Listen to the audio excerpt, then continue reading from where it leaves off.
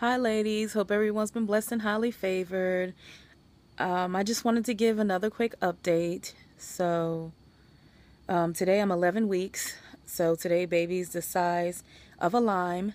At 10 weeks and 3 days, I had a scare. I started spotting. At first, the spotting was brown, like when most of our periods start. Well, then the spotting started turning red, dark red. At first it was dark red, then it was like a medium red, then it was like bright red. So then when I saw the bright red, I got extremely scared. I called the doctor. It was like 3 o'clock in the morning, and she told me not to worry about it. So I called my grandmother like 3 something in the morning because she's a prayer warrior, and I was like, Grandma. And so Grandma prayed for me, and the spotting stopped. So the following day, which was June 7th, spotting came back on. It came back on red again.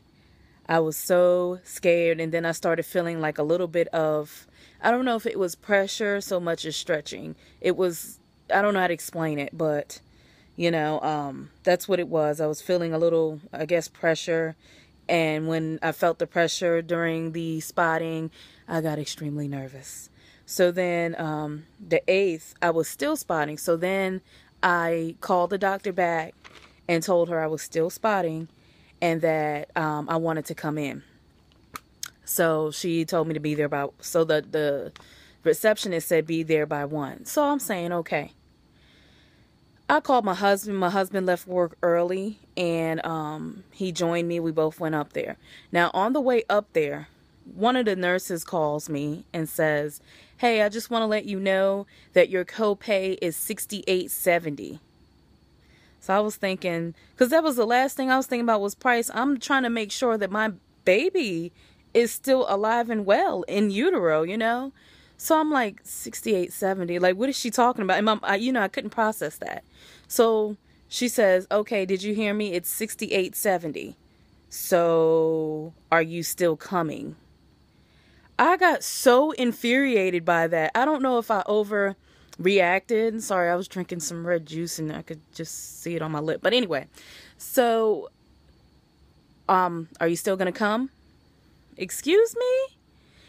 So I was asking my husband, so is she trying to say that if I don't have the $68.70, that they're not going to check on the baby?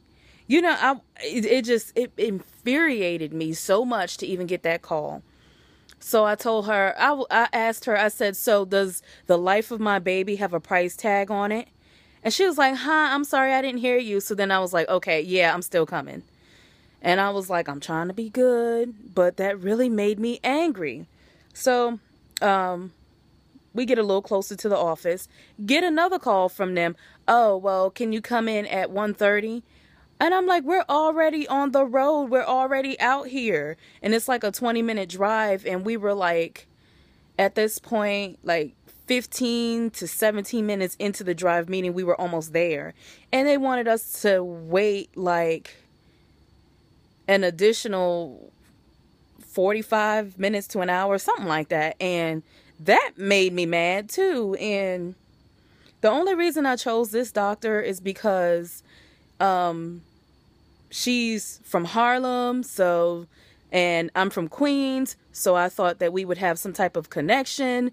Me relocating down south, I guess my verbal jargon doesn't always allow me to get along with everyone because, down south, I felt like, sometimes they take what I say or how I say it the wrong way. And it's not intentional, and they don't even tell you that you upset them. They just keep it as a Southern secret that I'm not part of because I'm not Southern. Anyway, so yeah, that was to me, I didn't like it. So we get there in the office and the doctor is there, but the nurses are on lunch break. And it's past 1:30. That's what time you told me to be there. So about 2 o'clock rolls around. So I'm already, fidgety because I'm upset because I'm bleeding and I don't understand why. So then we get back there to ultrasound, and she, puts the probe in and she's looking. And at the time that I was so anxious, I had to pee, right? But my nerves were so activated that I ignored it. I just wanted to see a heartbeat.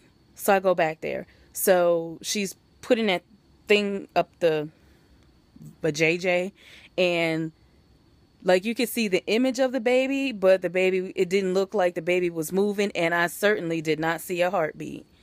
So she kept looking and looking and moving the probe this way and that way, and I guess it was hitting my bladder because I kept feeling something drip, and I was like, am I peeing on myself?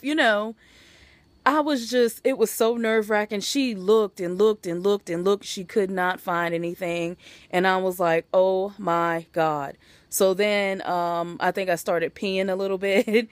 Embarrassing, I know, right? So I get up, I go to the bathroom, I come back. So then now when she starts looking, she comes right up on the baby. At the time, the baby's doing like somersaults, like just flipping around and around and around and around. And then it finally flipped again and landed like head down, if that makes any sense, with legs swinging, and the legs were wide open. But of course, it was too early. Couldn't see any genitals. And so I saw that baby was wide open. Okay. And the baby was just moving his hand. I don't think that baby likes when that thing goes up there, because like the baby started swinging on it. And I say, yeah, that's my child. That's my child. Child swinging already. My husband said the baby said, why is this thing in my territory again? And started fighting with it. So, and then we were able to see the heartbeat. It was, I forgot if she said if it was 165 or 167 beats per minute. So the baby was doing absolutely great. So I was told that it was unexplained bleeding, and but it was not coming from the baby. So I felt so much better. So then I was ready to go. So after that, I get called, I had to get dressed and go in the other other office where the doctor met us at. So at this time, I was a little, I guess, riled up because I didn't know what the results were going to be, and they took my blood pressure, and it was 143/90. Now, I've shared with you ladies before, I do have high blood pressure, and I was on losartan HCTZ 12.5 milligrams and amlodipine, and the losartan also has a diuretic in it. So the diuretic, constantly pushes out fluid. Well, they changed but it was a category D, which is not good for pregnant women. So they changed my high blood pressure medication to something called lababalol or lababalol, something like that. That stuff makes me so nauseated and so dizzy all the time. It just makes me feel so miserable. So she increased me to 2 of those pills a day, from 1 to 2, because my blood pressure was elevated. But I mean, I'm like, don't you understand why it was elevated? Because I was a little, And the nurse made a big to-do. She said, I need you to she was like, didn't you weigh this last week? I was like, yeah. She was like, well, you weighed this week. And I'm like, I was present when I was on the scale and I was looking at the numbers as you was putting a little thingy up. And she's like, oh my gosh, that's almost 10 pounds. So actually it was 6 pounds. Okay, so I gained 6 pounds in a week. Keep in mind, you took me off of my high blood pressure pill that keeps me from having fluid in my feet and legs. My feet are so swollen, they look like ham hock feet. My legs, like my calf, like the beginning of my leg, when you push it in, if you ever had high blood pressure, you push it in and it's like the skin stays in. So it's like, I think I read it was some kind of edema or something like that.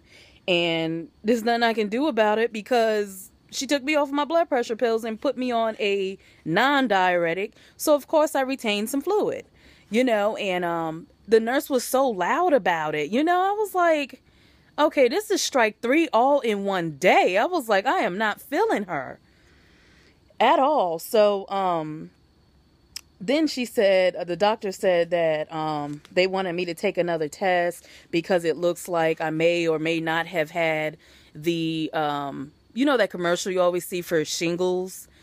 You know, something might have tested like a low positive or something like that. And I just wasn't feeling it at all. It was a long day and I was already upset when you know, it was just too much. So, you know, like all of that news you're telling me I might have shingles and all of this stuff. And I've never had no itchy breakouts or nothing like that. And, you know, I just felt like she could have kept that to herself and retested me. And then if it was positive, then told me. I never had any of, you've seen those commercials, right? I've never had any of those symptoms. And I know, like they say, if you had chickenpox, that the virus lives inside you or something like that. And I was just like, you know, I didn't want anything to do with that. But so that was my week 11 update. That's what I've been going through. So I cheated and I set up an appointment with my primary care physician. Don't tell nobody though. But I set up a blood work appointment with them because I wish I could have stayed there, but they're not OBGYN, so I had to go to this other person. And I called and got a quote from somewhere else a little bit closer, but they want $90 a month. They do like a maternity package where, like, say it's $1,000. They'll, for maternity care with their office, they break it down. Like, see, I have 6 more months to go. So they break it down, divided by 6 months. And so when I called them, they said that my payments would be between $90 and $150 a month. So I was like, I don't know. Should I stay with the $68.70, but I don't like her? Or should I go and move somewhere else and pay a lot more money, but actually be satisfied with the service? But then what if I'm not satisfied with their service either? So we got a lot of thinking to do, you know. When she told me about the shingles thing, like, I don't know, I felt, you know, because she kept asking me, can I speak freely in front of your husband? And I was like thinking, yeah, you know.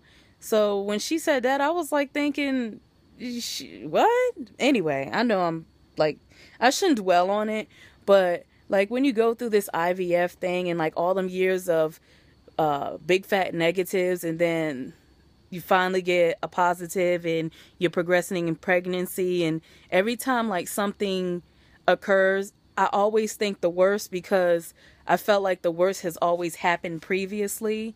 But I know that it's a new day, you know. And this video is gonna be way longer than I thought it was. I didn't share this before, like when I was like 4 days past my 5-day transfer, I went to church, and our assistant pastor, she was prophesizing over everybody's life. So I was like, okay, Lord, if I'm really pregnant and this work, let her say something to me. So she calls me up there, and she knows like I'm so embarrassed. Like I'm not like a public person type of thing. Like, so I went up there and I was like thinking all eyes on me, like thinking, okay, you know, my little NYC paranoia kicking in, like, okay. So she puts her hands on my stomach and she goes, it's time. So of course I started jumping up and down doing my little, you know, and I was just so happy. Okay, I seen her yesterday. She put her hands on my stomach again. How about she said, I think it's a boy. I said, oh, Lord. I mean, it doesn't really matter what the sex is. Yes, I do want a little girl. However, it doesn't matter what the sex is. You know, as long as the baby is healthy, that's all that matters. And we still have 2 popsicle babies in the fridge that I plan on using next year. And I would like to do it like 3 months after I deliver this one, but I know they want you to wait like 6 months. But anyway, so that's enough for me and my rambling. That is my update. I hope you ladies continue to be blessed and highly favored, and I will talk to you soon. Bye.